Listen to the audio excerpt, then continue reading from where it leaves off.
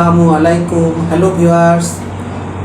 আমি ডাক্তার হাসানাত জাহান, modern diagnostic home Pabna থেকে আপনাদের উদ্দেশ্যে গর্ভবতী মায়েদের বা গর্ভবতী মহিলাদের কিছু সাধারণ সমস্যা এর প্রতিকার নিয়ে কিছু আলোচনা করতে চাচ্ছি। প্রেগন্যান্সি অবস্থায় অবশ্যই তো একজন প্রেগন্যান্ট মা একজন অভিজ্ঞ ডাক্তারের কাছে চেক আপ করাবেন, নিয়মিত চেক আপ করাবেন, তার ব্যবস্থা অনুযায়ী চলবেন।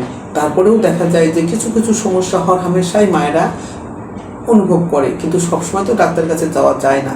সেই জন্য আমি সেগুলো নিয়ে কিছুটা কথা বলছি। যেমন প্রথম সমস্যা হলো এই সাধারণ বুক জ্বালা পোড়া করা, খুব গ্যাস হওয়া। এটা আজকাল অনেক কমন সমস্যা দেখা দিচ্ছে। বিশেষ করে প্রেগন্যান্সিতে এই বুক জ্বালা পোড়া বা অ্যাসিডিটির সমস্যা অনেক বেশি হয়ে থাকে, যার জন্য মায়েরা খেতে পারে না, বমি বমি ভাব হয়, অল্প খেলেই পেট ভার হয়ে থাকে। তো এর জন্য আমি কিছু সাধারণ পরামর্শ দিচ্ছি আপনাদের। সেটা হচ্ছে যে একজন গর্ভবতী মা নিয়মিত খাবার খাবেন। অনেকক্ষণ পেট খালি রাখা ঠিক না, যে খাওয়ার ইচ্ছা নাই তাই খাচ্ছি না, খেলেই গ্যাস হবে, এটা মনে না করে বরং পেটটাকে অনেকক্ষণ খালি না রেখে অল্প করে খাবে, বারে বারে খাবে। আর খাওয়ার সঙ্গে সঙ্গে পানি খাওয়া যাবে না। এই কথাটা আমি বারবার বলতেছি, সবসময় রোগীদের আমি বলে থাকি যে আপনারা খাওয়ার সঙ্গে সঙ্গে পানি খাবেন না। আর তখন যদি খুব গলা শুকায় যায়, সামান্য একটু পানি দিয়ে গলাটা ভিজিয়ে নেবেন এবং পানিটা খাবে হচ্ছে খাওয়ার শেষ করারও কমপক্ষে আধা ঘন্টা বা 45 মিনিট পরে খেলে আরও ভালো হয়। আর খাবারটাকে আস্তে আস্তে ধীরে ধীরে চিবিয়ে খেতে হবে। বেশি ভাজি পোড়া এবং কাঁচামরিচ বা কাঁচা পেঁয়াজ একটু কম খেয়ে, ওই রসালো ঝোলযুক্ত কম মশলাযুক্ত খাবার খেলে গ্যাস কম হয়। এরপরে হচ্ছে যে খাবারটা খুব গরম খাবার না খাওয়াই ভালো। খাবারটা গরম খাবার রান্না করা খাবার একটু ঠান্ডা করে খেলে এই গ্যাসগুলো কম হবে। আর এরপরেও যে খাবারে তার বেশি গ্যাস হয় সেগুলো পরিত্যাগ করাই ভালো। তারপরে হচ্ছে যদি এরপরেও গ্যাস হয় তাহলে উনি গ্যাসের ওষুধ, সাধারণত অ্যান্টাসিড জাতীয় ওষুধ, সিম্পল অ্যান্টাসিড ট্যাবলেট বা লিকুইড অ্যান্টাসিড যেগুলো পাওয়া যায়, ওগুলা 2 চামচ করে খেলে বা ট্যাবলেট হলে ট্যাবলেট চুষে চুষে খেলে অনেক সময় গ্যাসটা কমে যায়। আর অনেকেই চুষে খেতে পারেন ট্যাবলেট, সেই ক্ষেত্রে আমরা সাধারণত প্যান্টোপ্রাজল গ্রুপের ওষুধ বা ইসোমেপ্রাজল গ্রুপের ওষুধ আমরা 20 মিলিগ্রাম একটা করে 2 বার খাওয়ার আগে খেতে বলি, তাহলে গ্যাস কম হয়। আর আরও একটা জিনিস করতে হবে, যেটা রাতের খাবারটা একটু আগে খেয়ে নিতে হবে। আর খাওয়ার পরপরই বিছানায় না যেয়ে একটু হাঁটাহাঁটি করে খাবারটাকে হজম করে সে শুতে যাবে। আর এমনি অন্য সময়ও খাওয়ার পরপরই রোগী শুয়ে না বসে না থেকে একটু যদি হাঁটাহাঁটি করে বা বসে থাকলেও একটু উঁচু হয়ে বসলে, আপরাইট যাকে বলি আমরা, হেলান দিয়ে বসলে তার গ্যাসটা কম হয়। এরকম করে খেলে তার গ্যাস কম হতে পারে।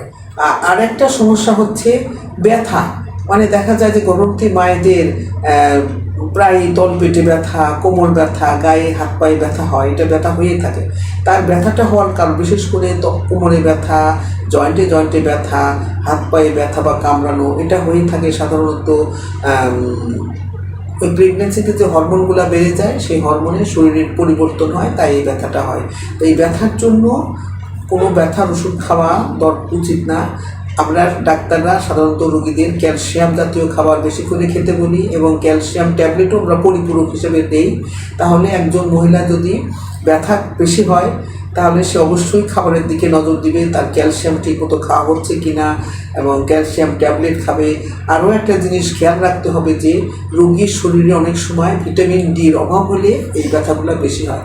ভিটামিন ডির অভাব যাতে না হয় তার জন্য রোগীকে গর্ভবতী মাকে সরাসরি সূর্যের আলোতে যদি উনি কিছুক্ষণ কাজ করে বা হাঁটাহাঁটি করে, তার শরীরে ভিটামিন ডি তৈরি হয়। এরপরেও প্রয়োজনে ডাক্তারের পরামর্শ মতো উনি একটা ভিটামিন ডি সাপ্লিমেন্ট খেতে পারেন। আর তাছাড়াও তো ভিটামিন ডি যুক্ত খাবার যেমন দুধ, ডিম, ফলমূল, শাকসবজি, এগুলা উনি নিয়মিত খাবেন, তাহলে ব্যথা কম হবে।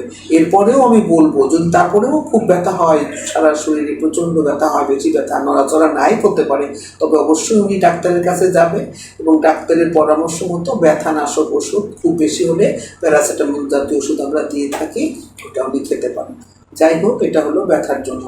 আর একটা জিনিস হয় তলপেটে ব্যথা। তলপেটে ব্যথা বেশি হলে বা বাচ্চা নড়াচড়া কম করলে অনেক সময় পেট শক্ত মনে হয়। সেই ক্ষেত্রে আসলে খুব হতাশ হওয়ার কিছু নাই বা উদ্বিগ্ন হওয়ার কিছু নাই। সেইখানে উনি করবেন কি, পেট যদি শক্ত হয়ে যায়, বেশি ব্যথা হয়, তাহলে একটু পানি বেশি করে খাবে এবং নিরিবিলি একটা পরিবেশে বাম দিকে কাত হয়ে বেশ কিছুক্ষণ শুয়ে থাকলে ব্যথাটা আস্তে আস্তে কমে যাবে। আর হাত পা কামড়ানো কামড়ানো এই হাত পা ঝিমঝিম করার জন্য ওনার রক্ত শূন্যতা আছে কিনা ডাক্তারের কাছে যে পরীক্ষা করবেন, এবং প্রয়োজনে উনি রক্ত স্বল্পতা থাকলে আয়রন ট্যাবলেট খাবে এবং খাবার দাবার মাধ্যমে যাতে তার রক্ত শূন্যতা দূর হয় সেটার জন্য উনি চেষ্টা করবেন। তাহলে এটাই হচ্ছে আমার পরামর্শ যে এই সাধারণ এই সমস্যাগুলোর জন্য ওনারা এইভাবে ব্যবস্থা নেন। ধন্যবাদ সবাইকে।